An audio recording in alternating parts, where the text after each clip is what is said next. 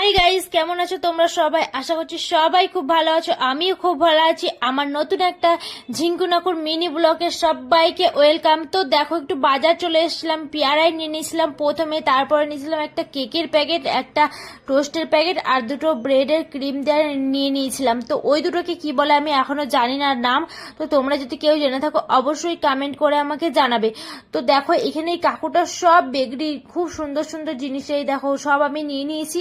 এখন নিয়ে সোজা চলে যাব আর একটু ফল টল কিছু কিনবো বলে চলে যাব। তার আগে একটু খুব গরম লেগে গেছে, বুঝলে তো, তাই ভাবলাম একটু আইসক্রিম খেয়ে নিই। খুব গরম লাগছে, যদিও শীতকাল, তাও একটু বাজার মানে বুঝতেই পারছো কিরকম গরম গ্যাঞ্জাম, তাই জন্য একটু আইসক্রিমও খেয়ে নিলাম।